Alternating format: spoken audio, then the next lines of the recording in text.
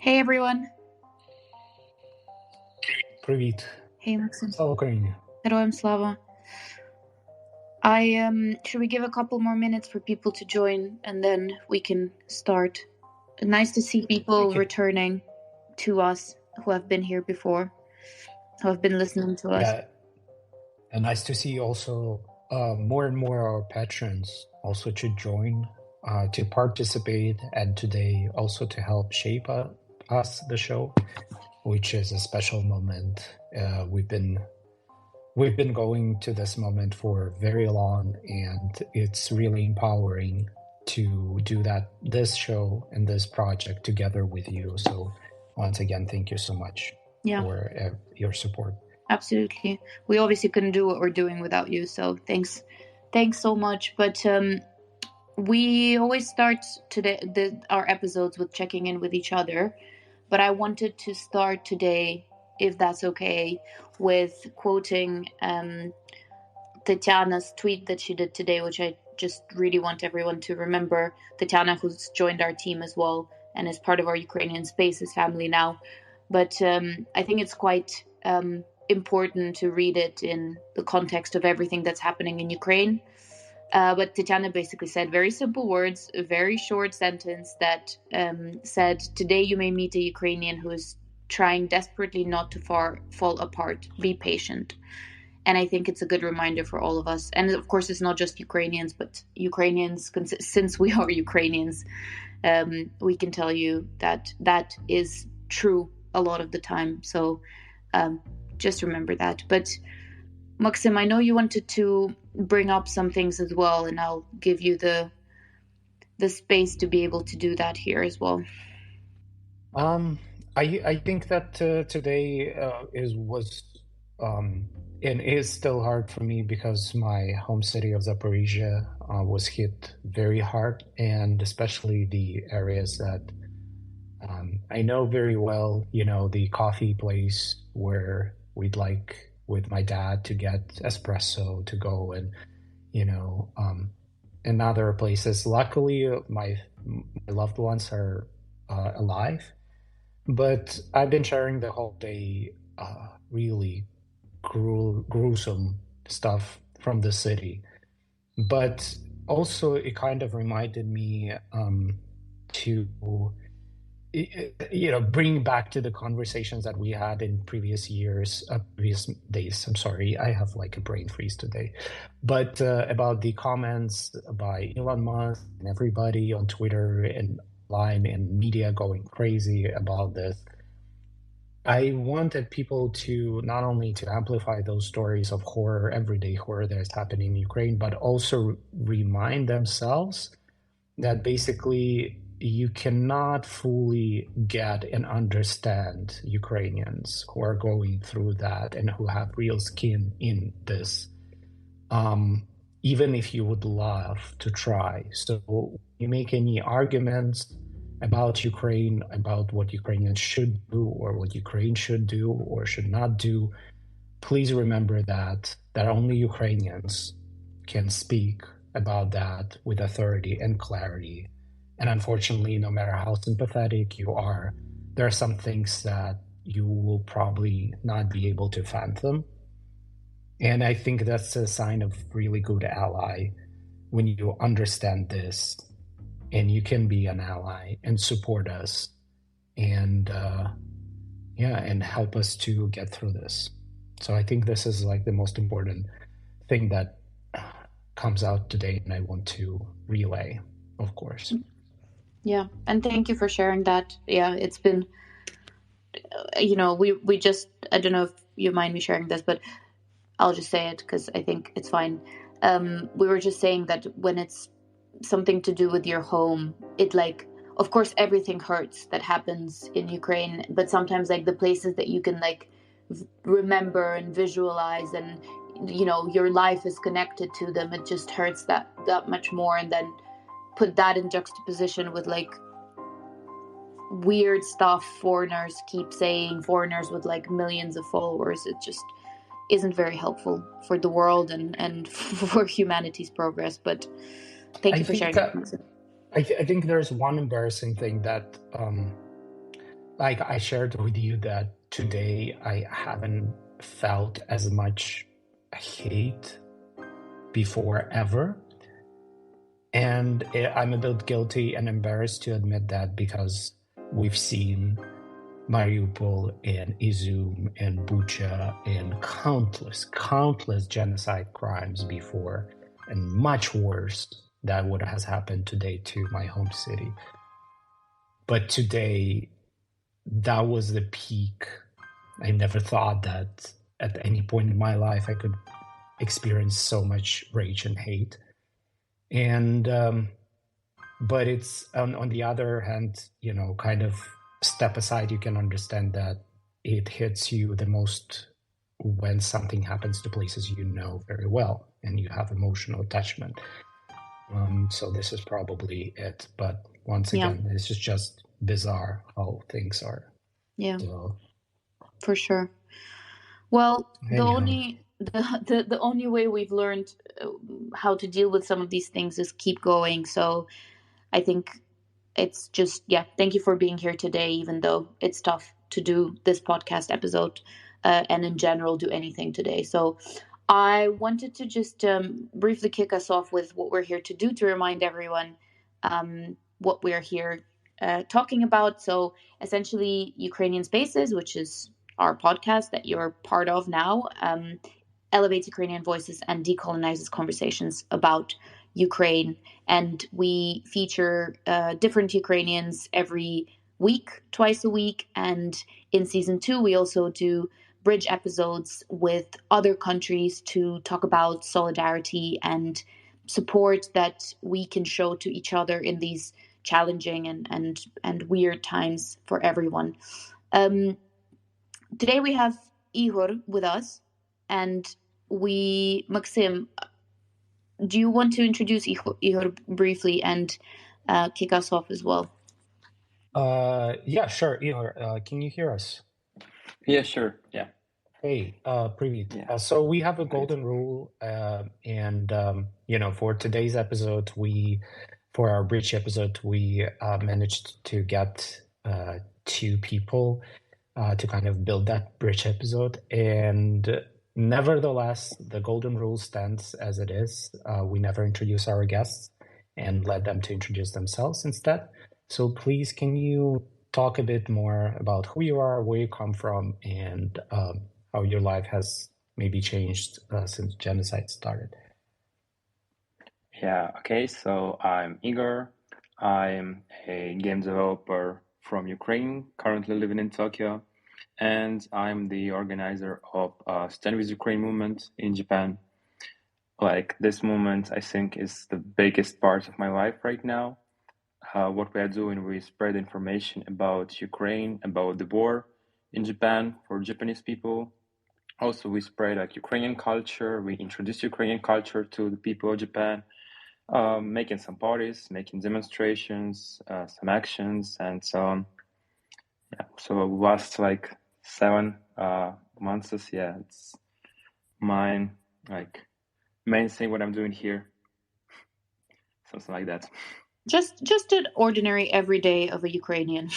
Yeah, why not? Since every February. day you write something, you're just trying to make like some, leaflets with some information about new genocides, about Zoom, about Bucha, and so on. Like posting something on Instagram, then trying to organize some new events. Like we're doing our best, like here, because it's quite far from Ukraine. But to be honest, I'm excited how people of Japan, how they are interested in what's happening in Ukraine right now. It's kind of crazy, to be honest. And we have our second guest as well with us, and we're very honored to have you here, Asami. Can you hear us? Yes. Hey, as we said, we have one golden rule, which is our guests introduce themselves. So please, would you mind telling our audience a little bit about yourself and what you've been up to since Russia's full-scale invasion of Ukraine? Sure. Thanks for having me, first of all. My name is Asami Terjima. I'm a national reporter at the Kyiv Independent. It's been a really crazy year, like thinking back, because we were original team of the Kiev Post, which was the Ukraine's oldest English language newspaper that began 26, or like that was running for 26 years, and then all of a sudden we were fired, and then we launched the Kiev Independent, and a few months in, the full-scale invasion began, and everything has changed, but I think that we're doing our best in reporting, and my life has also changed a lot because now it's a lot of like reporting and covering the war and what's been happening. And right before, for example, I used to report about business or like international relations. Now it's mostly about the frontline situation and where Ukraine's counteroffensive is going well, and it's everything has changed. And you're still now in Ukraine, if you don't mind sharing. Of course, I'm in Kiev. I'm actually a Japanese national. I was born in Japan, but I moved out of the country when I was really small, and I've been living in Kiev since I was, very young. So Ukraine, even though I'm not Ukrainian by birth, I feel that Ukraine is a big part of my identity. Asami, can I ask you right away about, like, since you're a fellow journalist, and of course, when this all happened, this is a natural instinct, I think, for many of us to try to tell as many stories as possible and to amplify them. So when you are doing your work and also trying to spread the message, maybe back in Japan as well, how has it changed in recent months? Because we see a growing interest, and I'm even surprised how much interest from Japan we get on everyday basis. But you probably know better. How has it changed with the perception of regular Japanese, their feedback to you, their awareness about what is happening in Ukraine and maybe why it matters? Unfortunately, in Japan, like Japanese people they're not generally following the war very closely. So only a few people will really know about the counteroffensive, or like most of the people that I've spoken to aren't following the war as close as they could. But still, I mean, the support from Japan has been really strong from the beginning. I would say, like in Japan, like because Japan is such a it's in a it's very far from Ukraine, and for many Japanese people, people didn't know much about Ukraine before the full-scale invasion, but now they've seen how Ukrainians are fiercely defending their sovereignty, and how brave they are. And of course, we also have the occupied islands as well. So, like from Japanese perspective, so like we do have some common similarities. Like we also have suffered from Russians, but of course the level of this war is different. But still, Japanese people have always sympathized with Ukrainians, but I think that it's important that we make sure that more people in Japanese public is involved. They're more actively engaged in the war, and following the developments, and more vocally speaking out. Yeah, that's really amazing to hear. And Ihor, as a Ukrainian in Japan, do you just find in general in like your everyday life, and I know you do a lot of activism as well around Ukraine, but do you find that it's hard to engage people in Japan on topics about Ukraine? And maybe also tell us about sort of some of your favorite discussions you've had, or sort of reactions you've had from people. Yeah, so like before the war, like before the invasion started, like when I said I'm from Ukraine, people were asking like, is it in Africa or is it the state in the United States? People didn't know about Ukraine at all. Now when I'm saying I'm from s2e9, they be like, oh, like northeast, it's kind of dangerous. How's your family? And yeah, I heard this like from many people. They know much more about Ukraine right now. Like they know about the small towns in Ukraine. They know how the war is going. Like the engagement is crazy, but Japanese people, they are kind of peacemakers. They trying to be pacifistic, so they always against war, and they don't accept when we're trying to say that all Russian people are guilty. When we're trying to say like that, it's not war of Putin, it's like Russian war and so on, they cannot accept this argument. When we're trying to speak on this topic, Japanese people always say, no, we are for peace, like you should talk to them, you should find this like compromise and so on. Now the situation kind of changed, like more people start accepting our point, and even the person like the Takuya-san, who is the main speaker in our demonstrations, like my Japanese is quite bad, so he is the person who always doing all the speeches there. And before, he's been going to the like liberal Russians demonstrations. He's been visiting them and so on. But then he texted me and said like, "Oh, I understood one thing, that they always trying to spread some information about when the Russian people are involved, like when something happened to them, like mobilization or something like that. But they did no demonstration, no protest after Bucha. They did no demonstration after Izum and so on." And he said, "Well, I don't want to visit them anymore. Now I understand like your point of view. Before, when we've been screaming like Russia is a terrorist state in Japan, people tried to avoid us. For them, like for people in Japan, terrorist, it's this stereotypical image of the kind of Islamist or something like that. But now they they understand what the terrorism means, what the face of terrorism." Yeah. That's interesting. Asami, can I, right away, first of all, feel free to add your comments or whatever if you have any. But I wanted to really follow up on what Ihor said. And of course, Japan also had a very complicated, dark history. And also, on the same time, you mentioned the territorial dispute and the colonial crimes that Russia did in Far East, including on the historically Japanese territories. So when you look at all of that and what triggers a regular Japanese person these days when they see what is happening in Ukraine, what Russia is doing to Ukraine, do you think it also triggers all those complicated conversations within the Japanese society? I mean, regarding what Ihor said and how their understanding and sympathy is also evolving. Is it something you also see?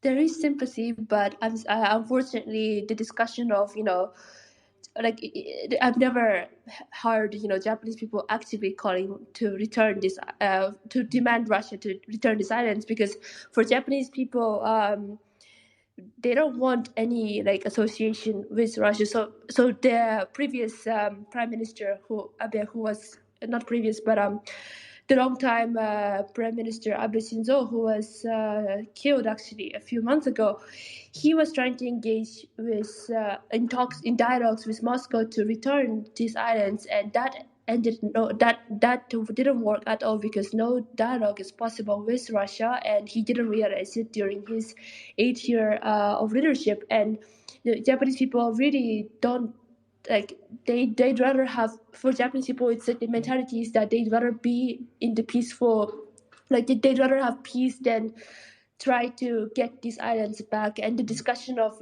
these islands is dead in Japan. No one, unfortunately, people aren't as vocal about it as Ukrainians have always been. And I hope that at least among the younger generation, we will start talking about it more. But I don't see any upsurge in the talk in the talks in this direction yet in the Japanese public. And I think it's mostly from the fact, like Igor said, that in Japan, it's been so peaceful for so long that for many people, it's impossible to imagine what's happening in Ukraine and all these missiles. But at the end of the day, Japan is located, the countries that are surrounding Japan are, they can do anything that they want. They're also, they've been known to make this unanticipated decisions. And 2 days ago, I think, we had people in Hokkaido, which is the northern island of Japan. They had to go into the shelter because North Korea fired missiles, and that's this is a moment in history in Japan that we need to wake up and realize that the world is not safe anymore. Like we need to. This hasn't happened yet in Japan, and people are still used to peace. Yeah, for sure. And It yeah, reminds me. I'm so sorry. Just Valeria, it just reminded me the conversation so much we had during our bridge episode with our Taiwanese friends, and how they're so far away, but for them, this is a wake up moment as well, exactly for the same reasons Asami explained. I yeah, think like for Taiwanese people, they always feel this like weight of the huge China near them.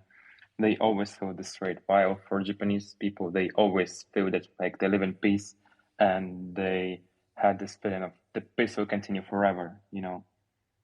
They saw the end of the history of the war, of wars. yeah. Do you, and this is a question to both of you, do you think, well, actually, what do you think, in your opinion, would be some, obviously you both have a lot of knowledge of both Ukraine and Japan. What do you think would be some tools or ways or examples or like bridges that we can build to be able to foster solidarity between people in Japan and people in Ukraine? And it goes both ways as well. The same way as people in Japan building solidarity with people in Japan, it's also important for Ukrainians to build solidarity with others. So I was just wondering whether you had any tips or ideas about how we can shift or start even shifting some of these, narratives and attitudes. I think it comes from, first, I mean, one of the big things that I think we can do, especially journalists, is delivering those stories that, to the Japanese public, to delivering these stories that, make that allows you to connect on a personal level with the characters in the story, and you realize that people living in Ukraine are also people, and they it could be them as well, and I think that this bringing these personal stories that Ukrainians have to go through every single day to the Japanese public, and I think making them more readily available, because it's not.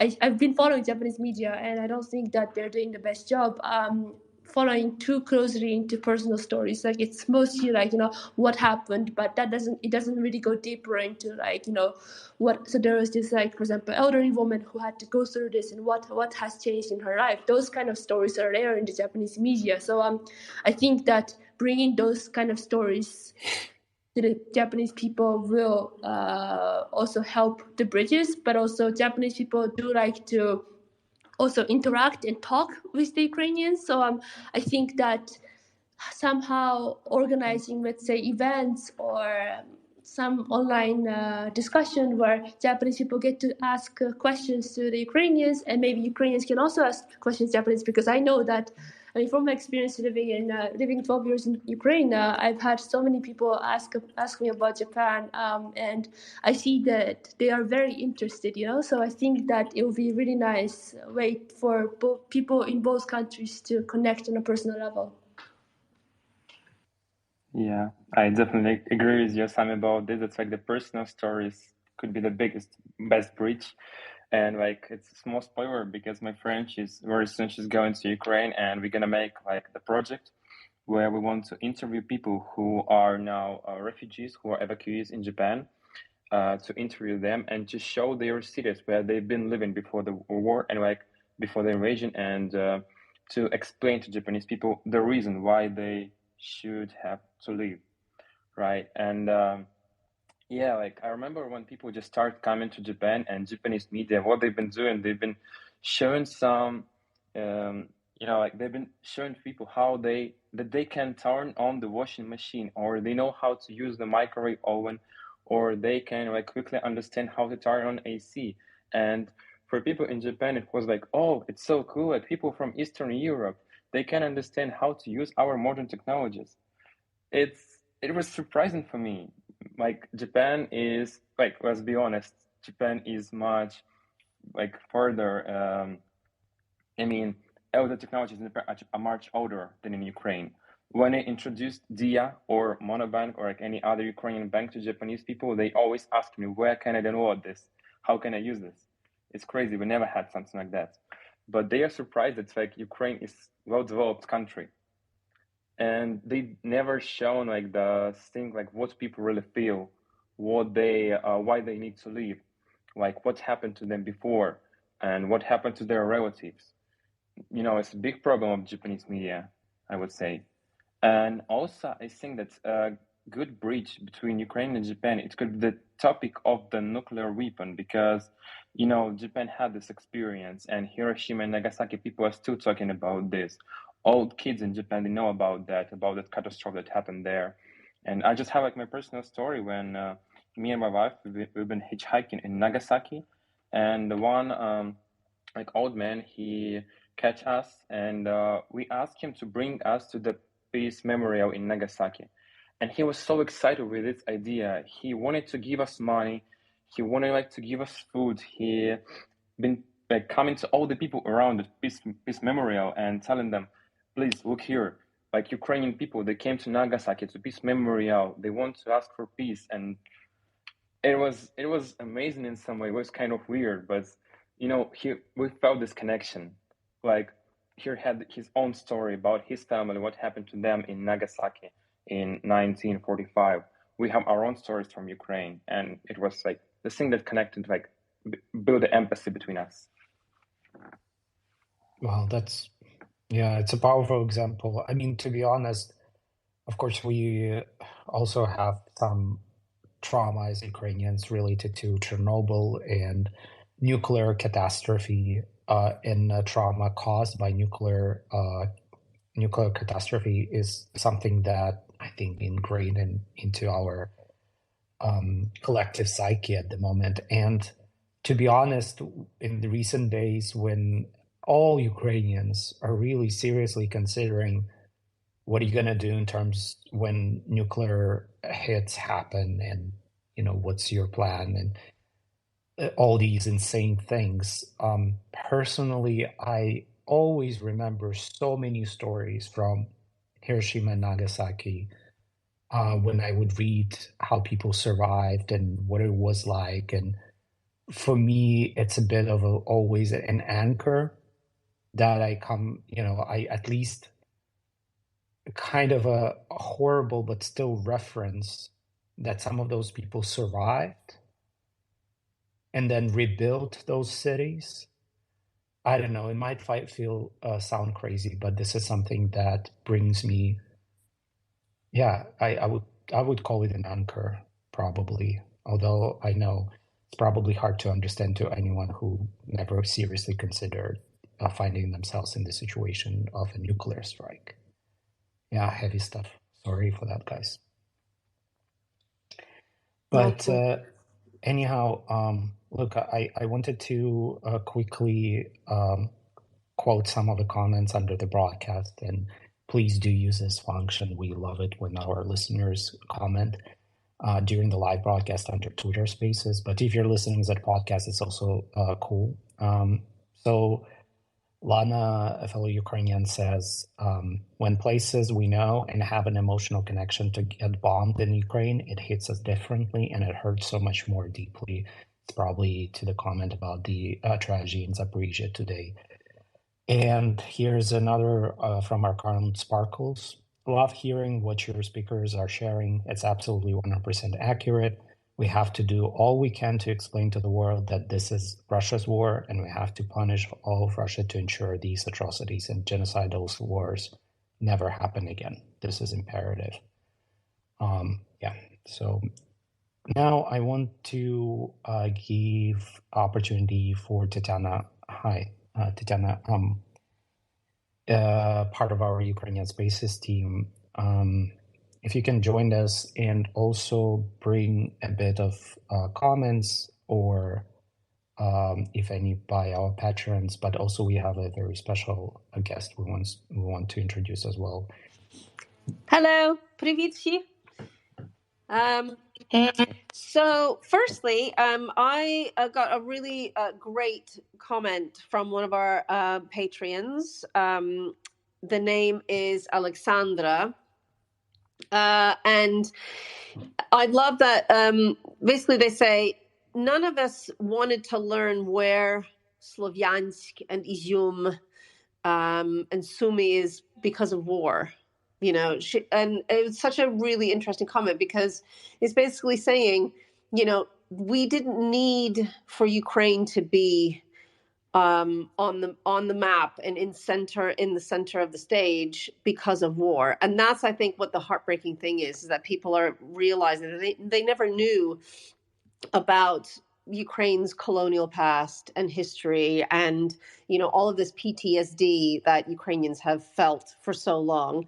It didn't need to be amplified by a war. They were saying, like, we could have gone there on holiday. We could have learned about Ukraine in so many different and unique and creative ways, but this is kind of, fortunately or unfortunately, we're in a situation where the world is leaning in and learning about Ukraine through such awful circumstances. It's a double-edged sword. But they will. Yeah. They will. Hopefully they will. And today, for example, with Zaporizhia, as a journalist, knowing how it works, I'm also kind of saddened by the fact that maybe the most of mentions for Zaporizhia for years to come are going to be, when you Google, they're going to be pictures of those destroyed buildings and what comes next, and not the beauty of the city I love and cherish. Yeah. And this is for so many other cities in Ukraine. But hopefully, that's not our job. Is going to be to fix that when we rebuild. Sorry, Tatiana. No, that's a great point, and you're right. I think people are now committed now more than ever to say, I'm actually going to go. I get so many messages, I'm sure you all do as well, from complete strangers who are not Ukrainian, didn't understand anything about Ukraine before February, and now are planning trips to go to Ukraine when it's safe. And I'm just like, okay, I mean, it's incredible. I mean, we haven't been erased. In effect, we've been amplified to this like incredible watershed degree, So I actually I'm very excited to bring on a very special speaker. Her name is Akiko. And I was hoping that she could say hello. Akiko, are you there? Yes. Hi, welcome. Hello. Привіт. Дякую. Oh my goodness, I love your pronunciation. It's so good. We are all so excited to speak to you because you are in the front row for us as a Patreon. You have been an absolutely solid supporter of our work and Ukraine from the beginning. You're a cheerleader for Ukraine and Ukrainians, and it's really impressive and wonderful, and it makes us feel so seen. So we just wanted to thank you for that first. And I actually did, don't laugh, but I actually scrolled back onto through your whole Twitter account. And your first post is actually, if I'm correct, on February 25th. Is that right? I only joined Twitter to learn about Ukraine, so that sounds right. Oh my God, that's just that's just incredible. Because you shared a speech by President Zelensky on the 25th, and since then you have unfailingly amplified Ukrainian voices. You keep sending links for donations. You've supported Ukrainian journalists and artists, and so I am just, this is, and you are, can you tell us, first of all, we just wanted to thank you, but also please tell all of the people who are listening and who will listen, where are you from? Tell us a little bit about yourself. And then what made you such a powerful activists for Ukrainians all over the world? Well, I live in Tokyo, Japan, so I am Japanese. I speak English because I've spent some years in the U.S. while I was growing up. And when you ask why I am a passionate ally to Ukraine, I don't know how to answer that because I don't know how else to think of this situation. Like, regardless of your nationality, with the situation, what Russia is doing, it has to be stopped. So to me, I'm only doing what I naturally feel. One of the phrases I found on Twitter that really resound with me is, when somebody says, "We are all Ukrainian," that's how I feel in this, genocidal invasion. Is if you want freedom, if you want, if you think human rights should exist, then you are Ukrainian in this war. So I I know that people who try to engage Japanese public or the Japanese in general, the hardship or the difficulty they may face or frustration, I understand that might exist. I'm at the other end. I'm a Japanese person who cares about Ukraine, and fortunately, all my friends and family and colleagues are like that. So to me, I feel like I'm, whenever there's a poll in Japan, like, do you support Ukraine? Regardless of whether it might impact you financially, maybe negatively, do you support? It's always unanimous. It's always more than 80%. We say, yes, we should support Ukraine. So that's how I feel, that support is unanimous. Yeah. Oh no, I think that's wonderful, and I think that's a very human way to approach it. You are not, it's, being supportive of a country going through something like this is not political. It's human. But I wanted to jump in here. It's very nice to hear your voice. I mean, it feels like we know each other for a long time. And yeah, I'm really grateful for your support, but also, first and foremost, for your messages all the time.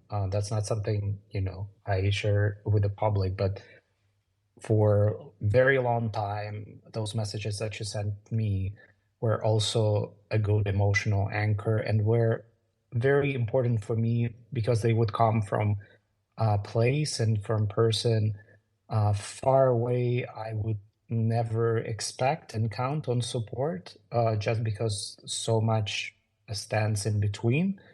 But that was important, and that in many cases helped me to keep going. And thank you for that. And I'm happy to hear your voice at last, finally. Yeah. And but by the way, how I feel the Japanese public, I was wearing my Saint Javelin t-shirt and I went to my local butcher, and the old man there said, "Is that a picture of the Virgin Mary?" And I said, "No, this is Saint Javelin. She protects Ukraine." And surprisingly, he said, "Oh, I've heard about her on the radio. This is the first time I saw a real one. Thank you for showing it to me." So I don't listen to the radio much, so I didn't know they were talking about Saint Javelin on Japanese radio. But that kind of engagement or interest, I think, exists in our society.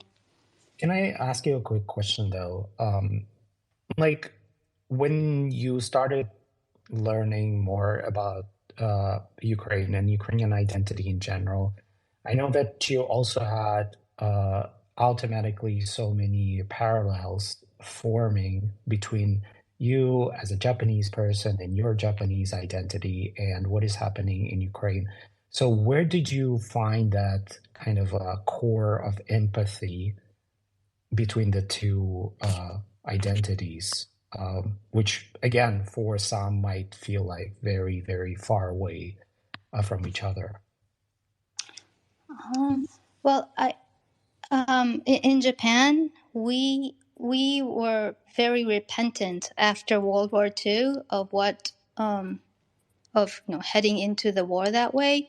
And never again has also been a huge theme in Japan. And since elementary school, we are like drilled that we cannot allow war to happen. We cannot invade. We cannot let others invade.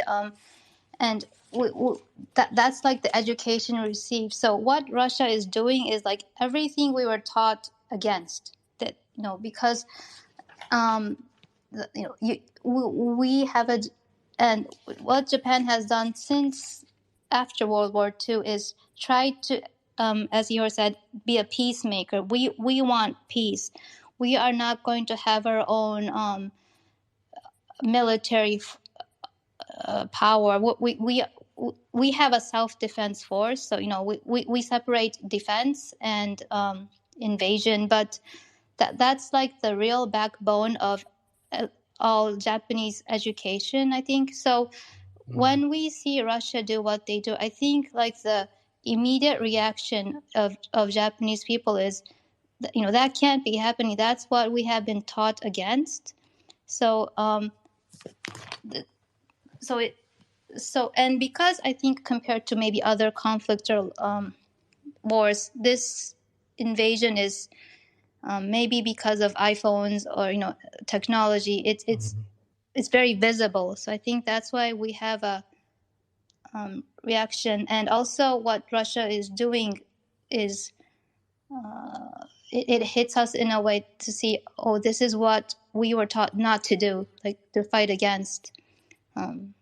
Yeah, that's so amazing to hear, and thank you so much. I'll say thank you as well to you. I remember when you first became a patron of ours, I think you were one of our face patrons to support the work that we do. I sent Maksym a screenshot and was like, oh my god, our first patron. So thank you so much for being with us and for sharing your knowledge as well. And I'm so happy that we have 3 people here who have different perspectives as well on what is going on in Ukraine and the way that Ukraine and Japan can build solidarity. But I wanted also to ask, I guess all 3 of you, and maybe Asami, you could answer first. But one of the things we try to we ask our guests from time to time is that we've seen time and time again, and we spoke about this earlier about Elon Musk.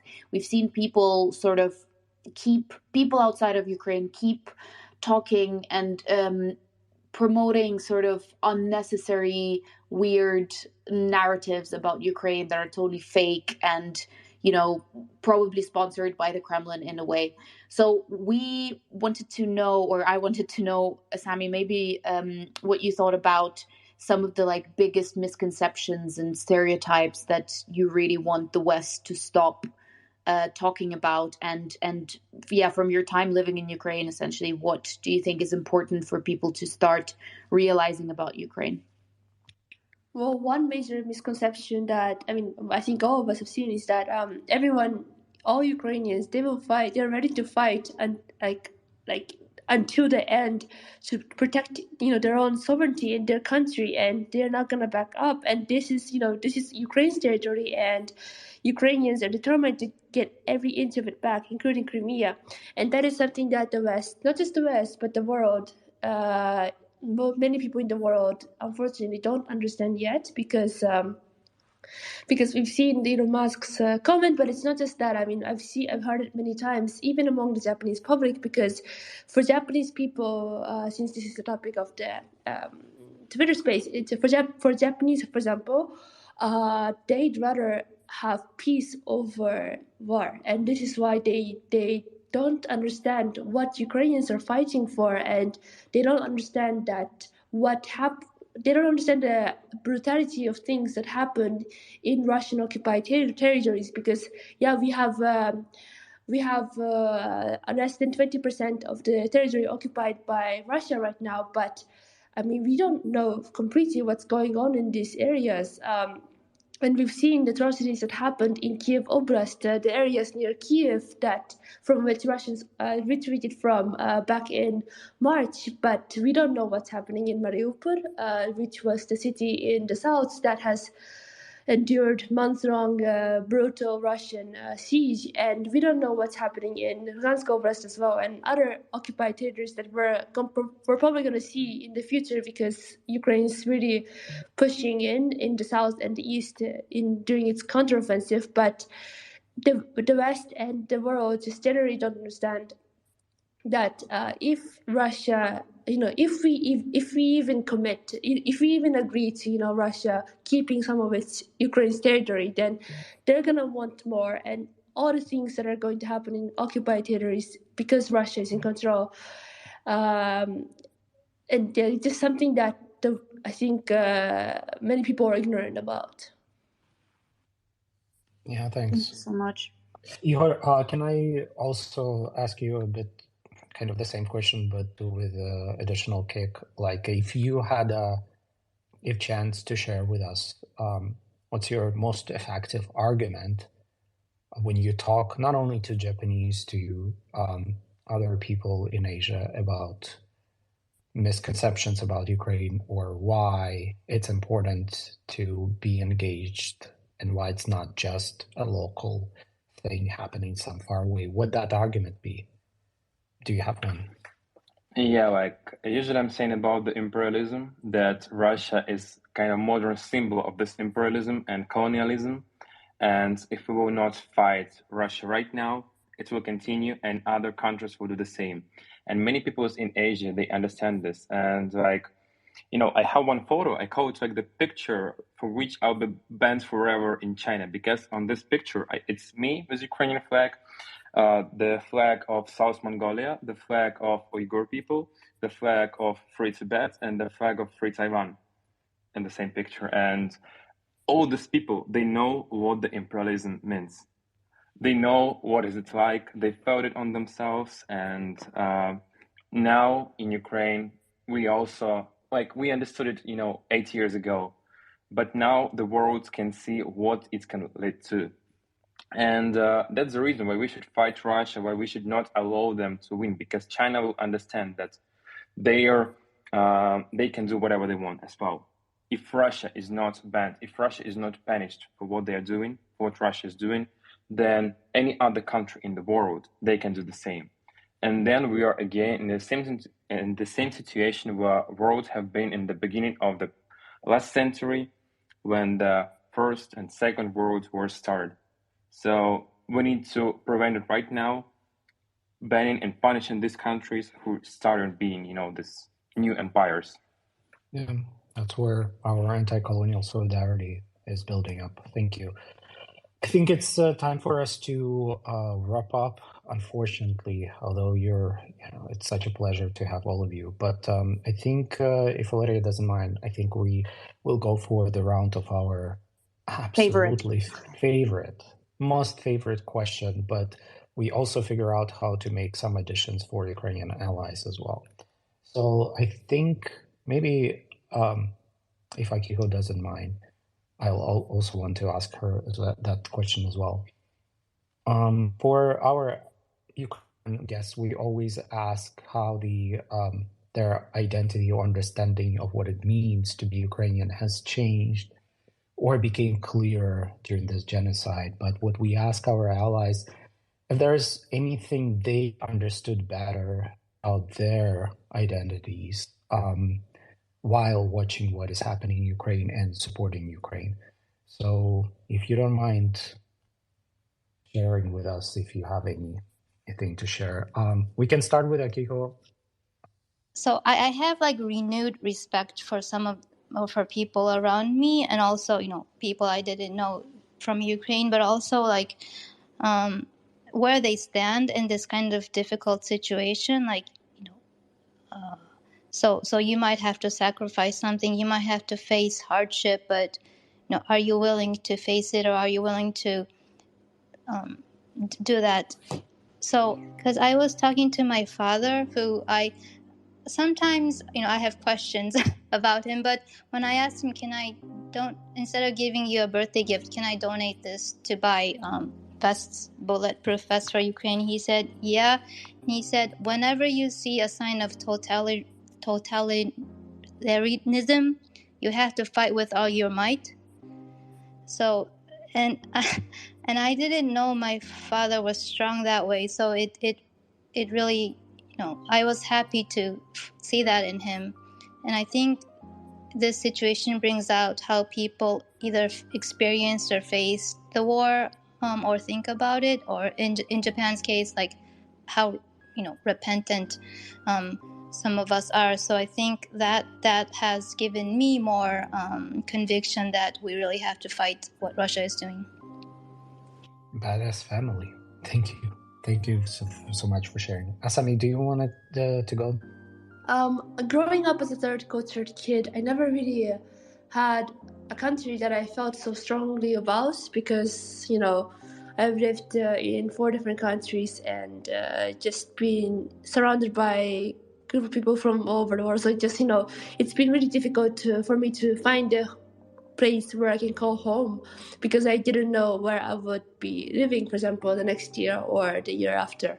But ever since the full-scale invasion began, I realized how strongly I feel about Ukraine and how much I want to stay here and continue reporting, because it really matters to me. And also, like, I think the world needs to, like, I want to present the world with the reasons why the world needs to, remember about this war and keep up with what's going on, because, this war, unfortunately, is probably going to continue for a lot more longer time, and we don't know how long. It depends on the Russians, but we need to make sure that the world is staying with us until the end, until Ukraine's victory, because we understand that it's going to be brutal and difficult months ahead, despite the counteroffensive success in the south and the east.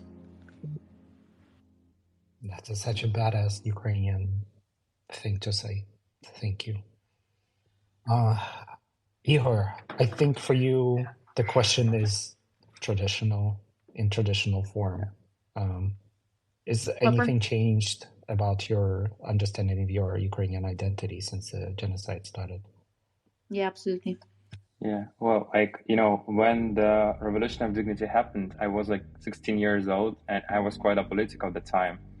And for these 8 years, my mindset started step by step changing. And since the invasion, since the genocide started, I felt it's a huge jump.